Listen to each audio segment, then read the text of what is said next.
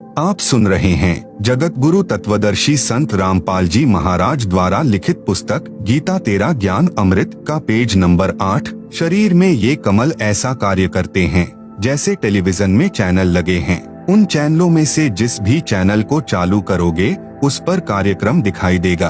वह कार्यक्रम चल तो रहा है स्टूडियो में, दिख रहा है टीवी में। इसी प्रकार प्रत्येक कमल का फंक्शन है। इन कमलों को चालू करने के मंत्र हैं जो यह दास यानी संत रामपाल दास जाप करने को देता है। प्रथम बार दीक्षा इन्हीं चैनलों को खोलने की दी जाती है। मंत्रों की शक्ति से सर्व कमल ऑन यानी चालू हो जाते हैं। फिर साधक अपने शरीर में लगे चैनल में उस देव के धाम को देख सकता है, वहाँ के सर्व दृश्य देख सकता है। इसलिए संत गरीब दास जी ने कहा है कि आप अपने शरीर के चैनल ऑन यानी चालू करके स्वयं देख लो कि आदम जी आपको ब्रह्मा के लोक से आए दिखाई देंगे, क्योंकि वहाँ पर सर्व रिकॉर्ड उपलब्ध है। जैसे वर्तमान में यूट्यूब है, इसी प्रकार प्रत्येक देव के लोक में आप जो पूर्व में हुई घटना देखना चाहें आप देख सकते हैं। इसी प्रकार हजरत मोहम्मद जी आपको शिव जी के लोक से आए दिखाई देंगे। इसी प्रकार ईसा जी भी श्री विष्णु जी के लोक से आए दिखाई देंगे। मक्का महादेव का मंदिर है। भाई बाले वाली जन्म साखी में प्रमाण है। साखी मदीने की चली हिंदी वाली के पृष्ठ 262 पर श्री नानक जी ने 4 इमामों के प्रश्न का जवाब देते हुए कहा है, आंखें नानक शाह सच्च सुन हो 4 इमाम, मक्का है महादेव का, ब्राह्मण सन सुल्तान। अब आप जी को अपने उद्देश्य की ओर ले चलता हूँ। आप जी को स्पष्ट करना चाहता हूँ कि जो यथार्थ आध्यात्मिक ज्ञान सूक्ष्म वेद गीता तथा चारों वेदों में है, वह न तो पुराणों में है, न कुरान शरीफ में, न बाइबल में, न 6 शास्त्रों तथा न 11 उपनिषदों में। उदाहरण जैसे 10वीं कक्षा तक का पाठ्यक्रम गलत नहीं है, परंतु उसमें BA तथा MA वाला ज्ञान नहीं है। वह पाठ्यक्रम गलत नहीं है, परंतु पर्याप्त नहीं है। समझने के लिए इतना ही पर्याप्त है। अन्य उदाहरण गीता अध्याय 2 श्लोक 46 में कहा है कि अर्जुन बड़े जलाशय यानी झील की प्राप्ति के पश्चात छोटे जलाशय यानी तालाब जोहड़ में जितनी आस्था रह जाती है, उसी प्रकार पूर्ण परमात्मा का संपूर्ण ज्ञान होने के पश्चात अन्य ज्ञान तथा भगवानों में वैसी ही आस्था रह जाती है। जिस समय गीता ज्ञान कहा गया था उस समय सर्व मानव जलाशयों के आसपास बसते थे। वर्षा होती थी, तालाब भर जाते थे। पूरे वर्ष उसी जलाशय से मानव स्वयं पानी पीते थे, पशुओं को उसी से पिलाते थे। आप सुन रहे हैं जगत गुरु तत्वदर्शी संत रामपाल जी महाराज द्वारा लिखित पुस्तक गीता तेरा ज्ञान अमृत का पेज नंबर 9। उसके 2 भाग कर लिए जाते थे। यदि एक वर्ष वर्षा न होती तो छोटे जलाशयों पर आश्रित व्यक्तियों को संकट हो जाता था, त्राही त्राही मच जाती थी। झील बहुत बड़ा गहरा जलाशय होता है जिसका पानी 10 वर्ष वर्षा न हो तो भी समाप्त नहीं होता। यदि किसी व्यक्ति को झील वाला जलाशय मिल जाए तो वह तुरंत छोटे जलाशय को छोड़कर उस झील के किनारे बसेरा कर लेता था। इसी प्रकार आप जी को इस पवित्र पुस्तक गीता तेरा ज्ञान अमृत में वह झील वाला जलाशय प्राप्त है। अतिशीघ्र इसके किनारे आकर बसेरा करें और अपना मानव जीवन सुखी करें।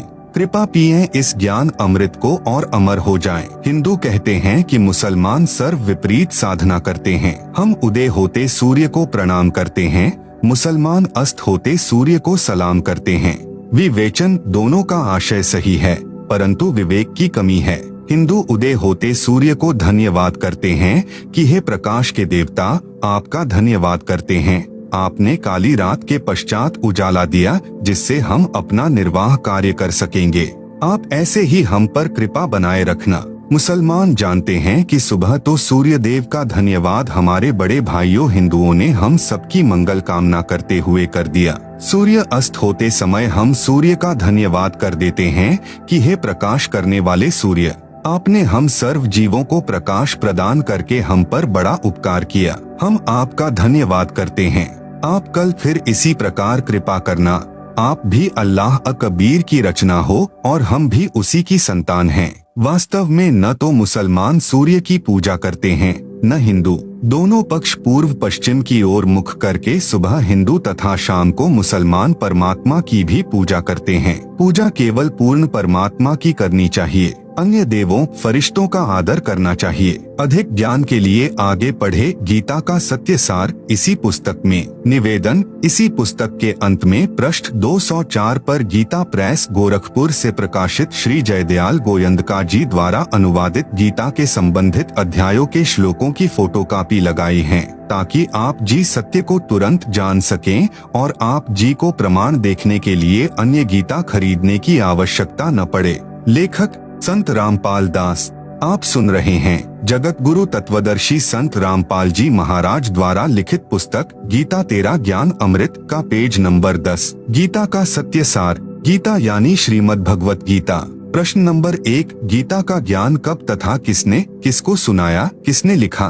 कृपया विस्तार से बताएं। उत्तर, श्रीमद् भगवत गीता का ज्ञान श्री कृष्ण जी के शरीर में प्रवेश करके काल भगवान ने, जिसे वेदों व गीता में ब्रह्म नाम से भी जाना जाता है, अर्जुन को सुनाया। जिस समय कौरव तथा पांडव अपनी संपत्ति अर्थात दिल्ली के राज्य पर अपने अपने हक का दावा करके युद्ध करने के लिए तैयार हो गए थे, दोनों की सेनाएं आमने सामने कुरुक्षेत्र के मैदान में खड़ी थी।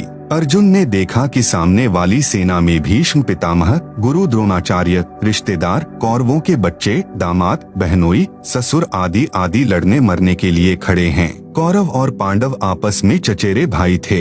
अर्जुन में साधु भाव जागृत हो गया तथा विचार किया कि जिस राज्य को प्राप्त करने के लिए हमें अपने चचेरे भाइयों, भतीजों, दामादों, बहनोइयों, भीष्म पितामह जी तथा गुरुजनों को मारेंगे, यह भी नहीं पता कि हम कितने दिन संसार में रहेंगे। इसलिए इस प्रकार से प्राप्त राज्य के सुख से अच्छा तो हम भिक्षा मांगकर अपना निर्वाह कर लेंगे, परंतु युद्ध नहीं करेंगे। यह विचार करके अर्जुन ने धनुष बाण हाथ से छोड़ दिया तथा रथ के पिछले भाग में बैठ गया।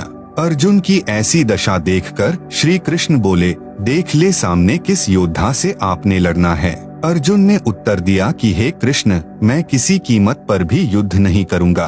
अपने उद्देश्य तथा जो विचार मन में उठ रहे थे उनसे भी अवगत कराया। उसी समय श्री कृष्ण जी में काल भगवान प्रवेश कर गया, जैसे प्रेत किसी अन्य व्यक्ति के शरीर में प्रवेश करके बोलता है। ऐसे काल ने श्री कृष्ण के शरीर में प्रवेश करके श्रीमद् भगवत गीता का ज्ञान युद्ध करने की प्रेरणा करने के लिए तथा कलयुग में वेदों को जानने वाले व्यक्ति नहीं रहेंगे, इसलिए चारों वेदों का संक्षिप्त वर्णन व सारांश गीता ज्ञान रूप में 18 अध्यायों में 700 श्लोकों में सुनाया। श्री कृष्ण को तो पता नहीं था कि मैंने क्या बोला था गीता ज्ञान में।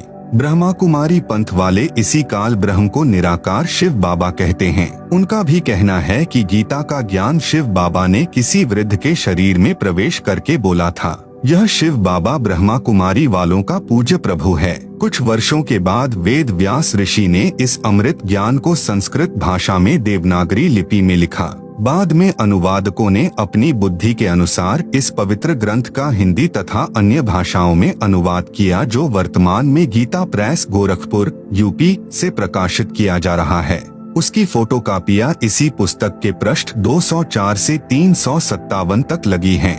आप सुन रहे हैं जगत गुरु तत्वदर्शी संत रामपाल जी महाराज द्वारा लिखित पुस्तक गीता तेरा ज्ञान अमृत